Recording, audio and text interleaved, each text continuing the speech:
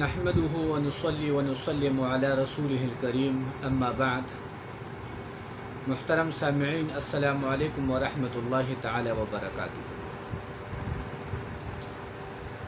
اللہ رب العالمین کے فضل و کرم سے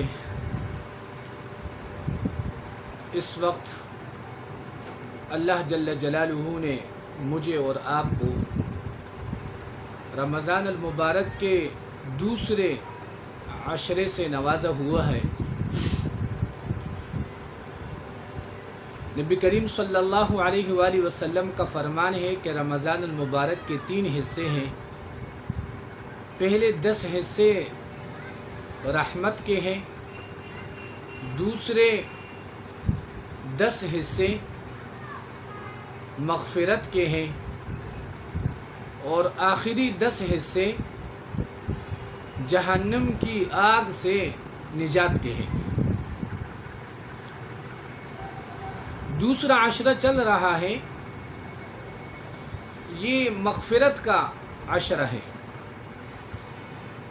مغفرت کے 10 دن ہیں. اس میں اللہ رب العالمین اپنے بندوں کی بخشش فرماتے ہیں، ان کے گناہوں کو معاف فرماتے ہیں.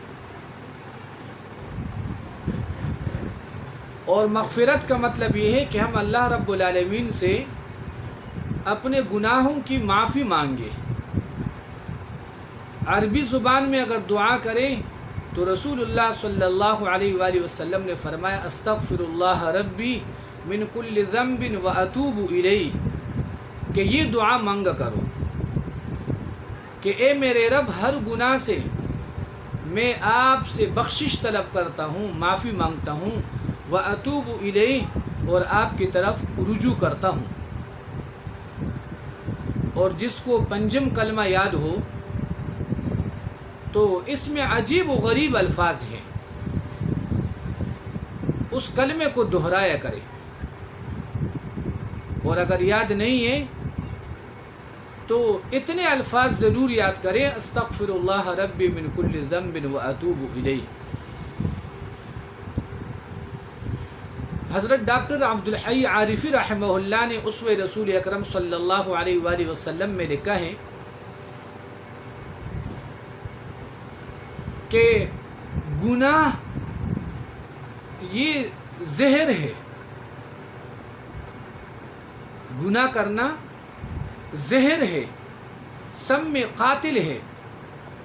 لیکن فرمایا اللہ رب العالمین کی رحمت پر قربان ہو جائے کہ اللہ رب العالمین نے اس زہر کے لیے تریاق کو بھیجا ہے، تریاق کو نازل کیا ہے، اور وہ ہے استغفار. استغفر اللہ استغفر اللہ استغفر اللہ. انسان جب گناہ کرتا ہے تو گناہ کی وجہ سے انسان کے دل پر سیاہ دبے لگتے رہتے ہیں، سیاہ دبے لگتے رہتے ہیں، اور دل بالکل سیاہ اور کالا ہو جاتا ہے. لیکن جب انسان اللہ رب العالمین کے سامنے بیٹھ کر استغفر اللہ کہے، استغفر اللہ، کہ اللہ معاف فرما، اے اللہ معاف فرما، تو نبی کریم صلی اللہ علیہ وآلہ وسلم نے فرمایا کہ جس طرح لوہے کو زنگ لگتا ہے اور ریگمال سے اس لوہے کے زنگ کو دور کیا جاتا ہے، فرمایا اسی طرح دل کو جب زنگ لگتا ہے تو اللہ جل جلالہ کو یاد کرنے سے، استغفار سے اللہ رب العالمین اس دبوں کو، سیاہ نقطوں کو دور فرما دیتے ہیں، اور بالکل صاف ستھرا ہو جاتا ہے انسان کا دل. اور سورۃ النوح میں اللہ رب العالمین نے استغفار کے عجیب و غریب فائدے بیان فرمائے، عظیم الشان بشارتیں ذکر فرمائی ہے اللہ رب العالمین نے. حضرت نوح علیہ السلام نے اپنی قوم سے کہا استغفروا ربکم انہ کان غفارا، کہ اپنے رب سے بخشش طلب کرو، یعنی ایمان لاؤ، معافی مانگو، اس لیے کہ اللہ بہت بخشنے والا ہے. غفارہ مبالغہ کا صیغہ ہے، یعنی بہت زیادہ معاف کرنے والا ہے، جسے رحمان بہت زیادہ رحم و کرم کرنے والا. اور پھر فوائد ہی بیان کیے. ایک فائدہ یہ بیان کیا کہ یرسل السماء علیکم مدرارا، کہ استغفار کی برکت سے اللہ رب العالمین موسلادھار بارش تمہارے اوپر نازل فرما دیں گے. یعنی اللہ رب العالمین اپنی رحمت نازل فرمائیں گے بارش کی شکل میں. آج ہم سب پانی کے محتاج ہیں کہ میٹھا پانی نہیں ہے، کھارا پانی ہے، پینے کے قابل نہیں ہے. لیکن میرے سامعین اپنے گناہوں کا جائزہ نہیں لیتے کہ یہ سب کس وجہ سے ہو رہا ہے.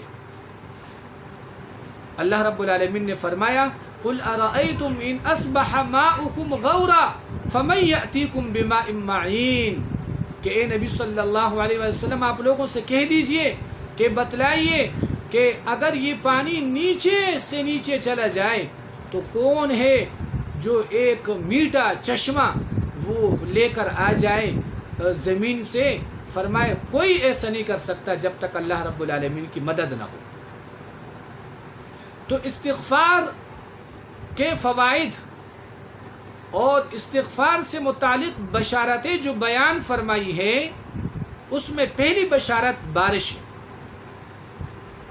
لیکن یاد رکھیے یہ تب ہوگا، یعنی فائدہ تب حاصل ہوگا کہ جب یقین کے ساتھ ہم استغفار پڑھے. استغفر اللہ استغفر اللہ، اے اللہ معاف فرما، اے اللہ معاف فرما، اے اللہ معاف فرما.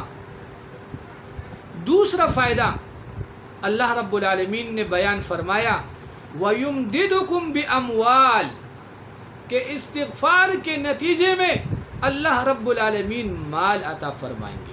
آج ہم سب مال کے پیچھے پریشان ہیں، محتاج ہے، اپنا گھر نہیں ہے، اپنی رہائش نہیں ہے، علاج معالجے کے لیے پیسے نہیں ہیں، طرح طرح کی پریشانیوں کے شکار ہیں ہم لوگ. لیکن اللہ نے خود وعدہ فرمایا وَيُمْدِدُكُمْ بِأَمْوَالٍ، کہ اللہ تمہاری مدد فرمائیں گے مال کے ذریعے. تیسرا فائدہ فرمایا وَبَنِينَ، اور اللہ رب العالمین تمہیں اولاد عطا فرمائیں گے، اور اولاد میں بھی نرینہ اولاد اللہ رب العالمین عطا فرمائیں گے. فرمائے بنین، اور یاد رکھیں ابن نہیں کہا، بنین فرمایا. جمع کا لفظ ہے کہ جتنے بیٹے چاہو گے اتنے اللہ رب العالمین عطا فرمائیں گے. لیکن شرط کیا ہے کہ اللہ سے اپنے گناہوں کی معافی طلب کرو، گناہوں کو بخشوا دو، اپنے آپ کو صاف ستھرا کر دو. اور چوتھا فائدہ بیان کیا وَيَجْعَلْ لَكُمْ جَنَّاتٍ وَيَجْعَلْ لَكُمْ أَنْهَارًا، کہ اللہ رب العالمین تمہیں باغات سے نوازیں گے، تمہیں نہروں سے نوازیں گے. ظاہر ہے باغ کے لیے نہر کا ہونا ضروری ہے، ورنہ نہر کے بغیر باغ خشک رہتا ہے، اس کا کوئی فائدہ نہیں ہوتا ہے.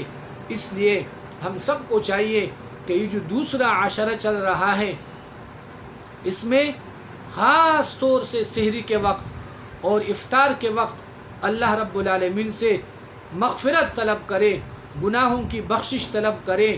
اور جب تک دل مطمئن نہ ہو تو یہ جملہ بار بار دہرایا کرے، یا اللہ معاف فرما، یا اللہ معاف فرما، یا اللہ معاف فرما. جب دل مطمئن ہو جائے کہ ہاں اللہ نے مجھے معاف کر دیا، تو اس کے بعد پھر دعا کو ختم کرے. اللہ رب العالمین میرے لیے اور آپ حضرات کے لیے اللہ رب العالمین سے اپنے گناہوں کی بخشش مانگنا آسان فرما دے. وآخر دعوانا ان الحمد للہ رب العالمین. السلام علیکم ورحمۃ اللہ تعالی وبرکاتہ.